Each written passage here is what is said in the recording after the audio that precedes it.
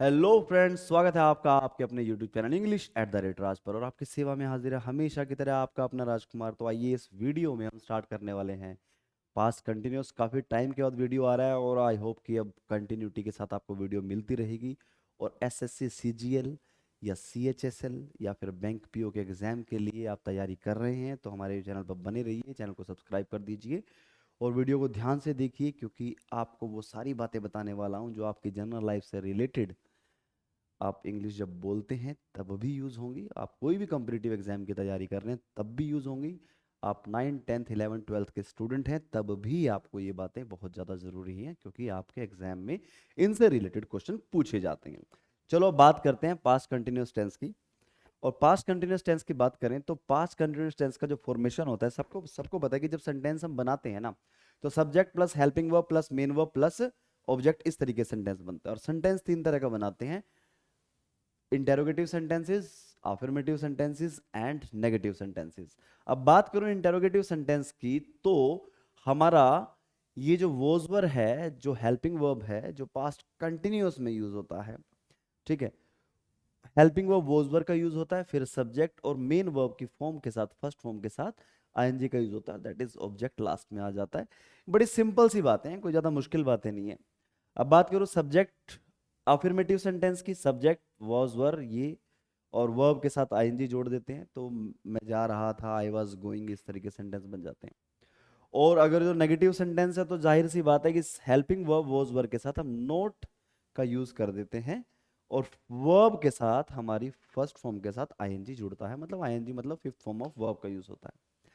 तो ये तो बातें होगी एक सेंटेंस फॉर्मेशन की, जो कि बड़ी इजी है, कोई बड़ी बात नहीं है इसमें, मतलब इजी है।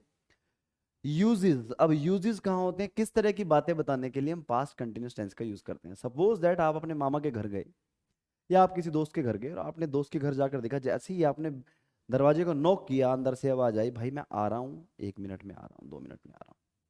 जब आप आते हो, जब आप जाते हो अंदर, तो वो क्या कर रहा था, यार मैं तो बस नहा रहा था, क्या कहेगा, मैं नहा रहा था इसीलिए लेट हो गया दरवाजा खोलने में, ठीक है।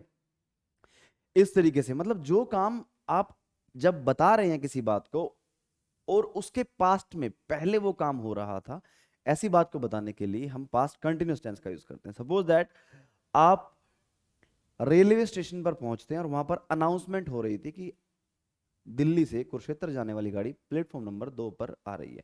तो आप कहोगे अनाउंसमेंट हो रही थी, जब मैं पहुंचा तो अनाउंसमेंट हो रही थी, ये काम चल रहा था, लोग ट्रेन का वेट कर रहे थे, प्लेटफॉर्म पर बैठे थे, ट्रेन का वेट कर रहे थे, मतलब पास्ट में जो काम कंटिन्यू था, ठीक है। तो ऐसे कामों को बताने के लिए हम पास्ट कंटिन्यूस टेंस का यूज करते हैं। और जो हेल्पिंग वर्ब यूज होती है वो वॉज और वर यूज होती है। और जो हमारी मेन वर्ब है, जो काम है, जो एक्शन है, उसकी आईएनजी फॉर्म, मतलब वर्ब की फर्स्ट फॉर्म प्लस आईएनजी। कुछ एग्जांपल ले लेते हैं, जैसे मैंने लिख रखा है, use actions that were in progress at some point of time in the past. ऐसे एक्शंस को बताने के लिए जो प्रोग्रेस में थे, जो चल रहे थे किसी भी एक पॉइंट ऑफ टाइम पे पास्ट में, ऐसे कामों को बताने के लिए हम पास्ट कंटिन्यूस टेंस का यूज करते हैं। अब एक सिचुएशन को डिस्कस करते हैं। वो सिचुएशन क्या है, देखो, पास्ट कंटिन्यूस टेंस, जैसे एक सिचुएशन की बात करता हूं, yesterday I went to the district park early in the morning. कल मैं डिस्ट्रिक्ट पार्क में गया सुबह जल्दी, ठीक है, गया। अब ये पास्ट इंडेफिनिट टेंस है, जैसे कि मैंने आपको लास्ट वीडियो में कराया था, lesson number 5 of tense. Yesterday I went, second form है, I went to district park early in the morning. मैं कल गया डिस्ट्रिक्ट पार्क में early in the morning. I really enjoyed the scene there, मैंने सच में उस सीन को बहुत इंजॉय किया। ये एक पॉइंट ऑफ टाइम की बात है, मैंने किया, ठीक है, enjoyed. A number of children were running around. अब ये क्या कह रहा है, जब मैं पहुंचा तो वहां पे मेरी आंखों के सामने क्या हो रहा था, कौन सा काम प्रोग्रेस में था, कौन सा काम कंटिन्यू था। वहां पर जो बहुत सारे बच्चे थे, number of children were running around, इधर उधर भाग रहे थे। अब पार्क में बच्चे खेल रहे थे सुबह सुबह। तो यहां पर ये जो सिचुएशन बताई गई है, ये कंटिन्यूटी की बात है कि जब मैं वहां पहुंचा, मैंने एंजॉय किया, एट द टाइम बच्चे वहां पर इधर उधर भाग रहे थे, ठीक है। मतलब काम चल रहा था, मतलब पास्ट में, ये पास्ट की, कल की बात कर रहा है, यस्टरडे की बात कर रहा है, कब की बात कर रहा है, यस्टरडे, ठीक है।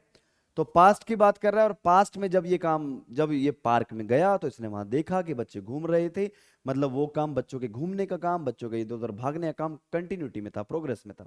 तो ऐसे काम को बताने के लिए हम किसका यूज करेंगे, पास्ट कंटिन्यूअस टेंस का। और हेल्पिंग वर्ब किसका यूज करेंगे, वॉज या वर का। यहां पर वर क्यों आया, क्योंकि यहां पर जो सब्जेक्ट है वो प्लूरल है। Children were running around, some people were strolling. अब स्ट्रोल क्या होता है, स्ट्रोल क्या होता है, बेफिक्र होके इधर उधर टहलना, एकदम मस्ती में टहलना, अपना थोड़ा सा मनोरंजन के लिए ऐसे टहल रहे हैं पार्क में, एक दूसरे के हाथों में हाथ डाल करके अगर कोई टहल रहा है, या अकेला भी टहल रहा है, बस वो एक प्रॉपर दिशा में नहीं जा रहा, कभी इधर कभी उधर, इधर चला मैं उधर चला, इस तरीके से अगर वो जा रहा है तो उसको बोलते हैं स्ट्रॉलिंग। वॉक करना, स्ट्रोल करना, रन करना, है ना।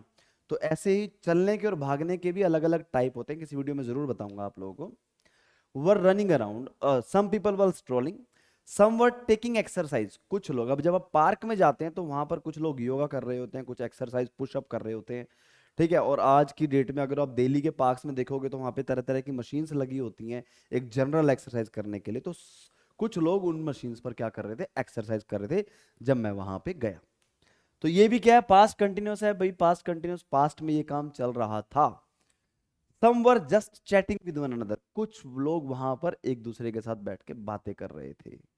कुछ औरतें वहां पर आओ बहन चुगली करें ऐसा कर रही थी। मतलब आदमी भी ऐसे है, मैं कभी पार्क में जाता हूँ, मैं अपनी बात बता रहा हूँ कि जब मैं पार्क में जाता हूँ तो वहां कुछ लोग एक्सरसाइज कर रहे होते हैं, बच्चे खेल रहे होते हैं, ठीक है। तो मैं जब बात बताऊंगा आपको नेक्स्ट डे आकर कि ऐसा मैं गया था तो ऐसा ऐसा कल हो रहा था, काम चल रहा था, तो क्या होगा, पास्ट कंटिन्यूस हो जाएगा। Some were just chatting with one another, कुछ लोग वहां पर एक दूसरे से बातें कर रहे थे, गपशप कर रहे थे। तो पास्ट कंटिन्यूस का आपको इजीली समझ में आ गया होगा। बात करते हैं कि किस तरह के प्रॉब्लम हमारे एग्जाम में आने वाले हैं, लेकिन उससे पहले हमें एक बात और सीखनी है। देखो किस तरह का प्रॉब्लम आता है, देखो Nitin was sleeping when the telephone bell rang. जैसे कई बार क्या होता है, जब आप रात को सो रहे होते हो तो बेल बजती है। जब फोन की घंटी बजी तो नितिन सो रहा था। अब हम कैसे पहचानेंगे कि यहां पर पास्ट कंटिन्यूस आना चाहिए, देखो कभी भी जब दो सेंटेंसेस को जोड़ा जाए, एक तो ये वाला सेंटेंस हो गया और एक क्या हो गया, ये वाला सेंटेंस। अब इस सेंटेंस में ये जो वर्ब है ये सेकंड फॉर्म है, और सेकंड फॉर्म हमेशा हमें किस चीज के बारे में बताता है, पास्ट के बारे में। और इसके साथ एक सेंटेंस जुड़ा, क्लियर है, वो कंटिन्यूटी में था। अगर मैं इस सेंटेंस को यहां पर इस तरीके से लिख देता, Nitin is sleeping,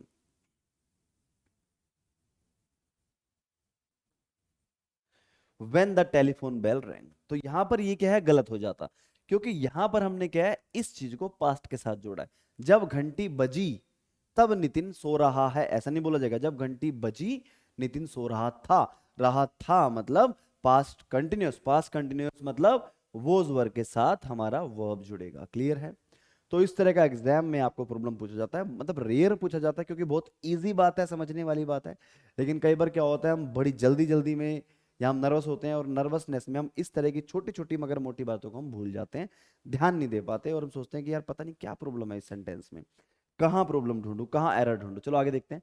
the boys were making a noise when the teacher entered the classroom, जब टीचर ने क्लासरूम में एंट्री की तो बच्चे क्या कर रहे थे, शोर कर रहे थे। तो यहां पर क्या है, वर मेकिंग आ गया, फिर से पास्ट कंटिन्यूस। क्यों आया पास्ट कंटिन्यूस, प्रेजेंट कंटिन्यूस क्यों नहीं आया, क्योंकि यहां पर क्या है, वर्ब का सेकंड फॉर्म है, ऑलरेडी जो फॉर्मेशन है सेंटेंस का वो पास्ट का है, ठीक है। The phone wrong while I was having dinner, phone की घंटी बजी जब मैं क्या कर रहा था, डिनर कर रहा था, फिर से वोज आ गया, क्लियर है, समझ में आ गई बात।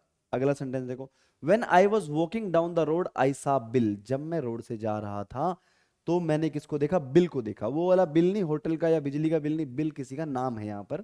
When I was walking down the road, जब मैं रोड पर चल रहा था, ठीक है, रोड से गुजर रहा था, तो मैंने बिल को देखा।